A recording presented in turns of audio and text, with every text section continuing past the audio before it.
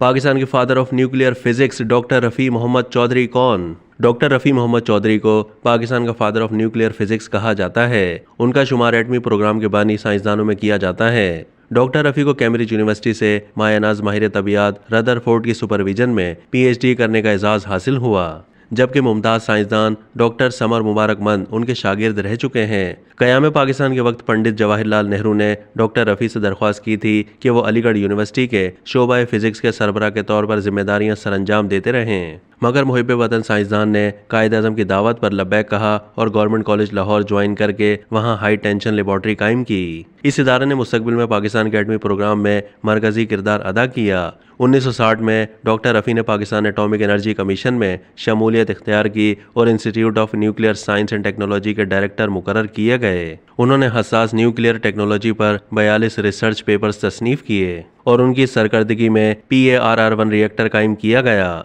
इसी दौरान उन्हें रेडिएशन फिजिक्स डिवीजन का डायरेक्टर मुकर्रर किया गया, जहां ताबकार मातों पर मजीद तहकीकात के लिए उनकी कोशिशों से PARR-2 रिएक्टर का क़याम मुमकिन हुआ।